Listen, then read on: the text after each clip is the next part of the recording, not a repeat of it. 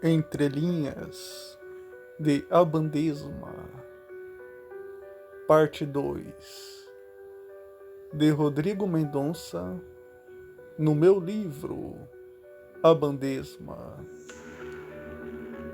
Depois daquela noite, nunca mais consegui olhar para o silêncio da mesma maneira.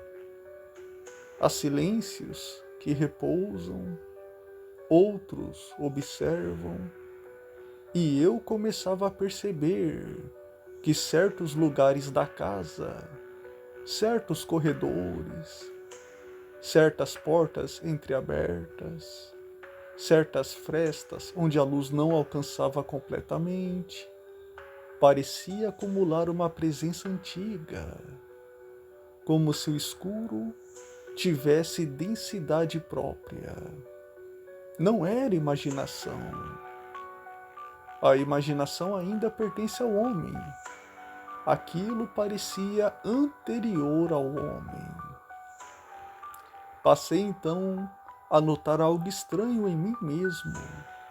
Eu já não sentia apenas medo da morte. O medo verdadeiro vinha da lentidão com que ela se aproximava.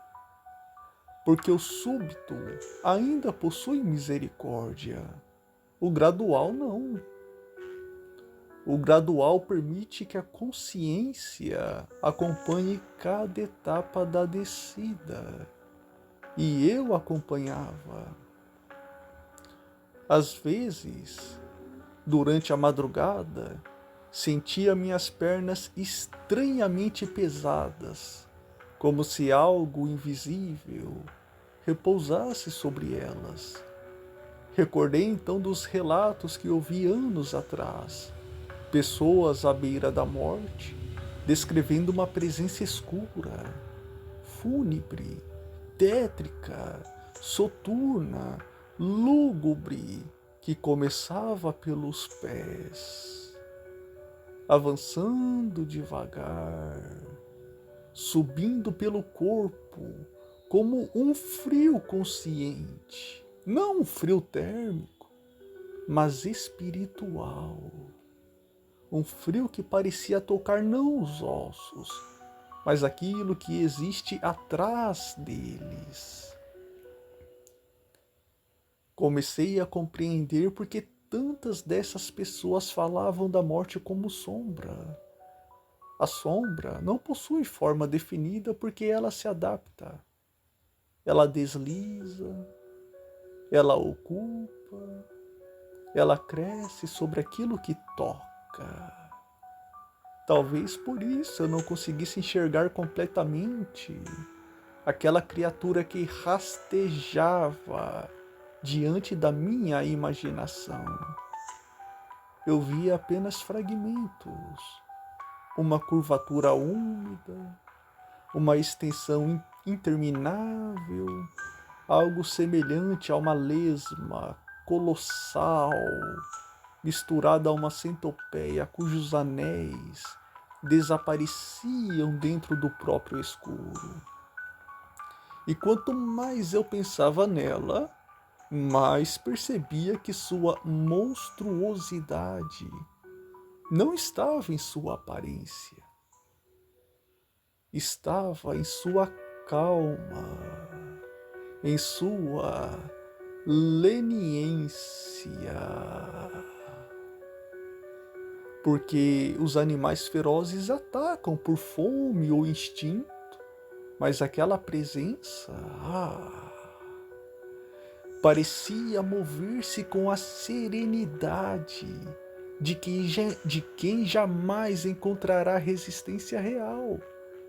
Havia algo de soberano em sua lentidão, como se o tempo inteiro trabalhasse para ela. Foi então que compreendi algo ainda mais perturbador. Talvez o horror da morte não esteja apenas no fim do corpo, mas no fato de que ela transforma lentamente tudo em matéria indiferente. Memórias, rostos, afetos, ambições, vaidades, ilusões, tudo começa a perder substância diante dela. E percebi que o niilismo talvez nasça exatamente nesse abismo. Não como teoria, mas como sensação. A sensação de olhar para o mundo e vê-lo lentamente esvaziado de finalidade, como se todas as coisas, casas, igrejas, árvores, memórias, vozes, fossem apenas estruturas provisórias, caminhando para a ruína inevitável. E naquele instante, me lembrei de Friedrich Nietzsche, não como filósofo distante, mas como alguém que também encarou esse abismo sem conseguir desviar os olhos. O abismo não assusta apenas porque é profundo.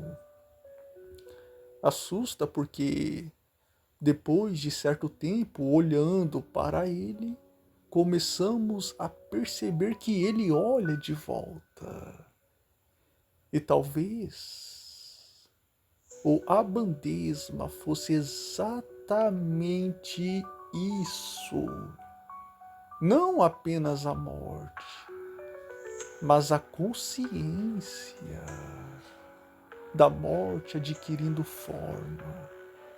Uma presença feita daquilo que o homem tenta esquecer durante toda a vida. Por isso ela rastejava. Porque aquilo que rasteja nunca desaparece completamente. Continua avançando mesmo quando ninguém percebe. Continua atravessando paredes, cemitérios, hospitais, quartos silenciosos, pensamentos fatigados, cosmos. Continua vindo.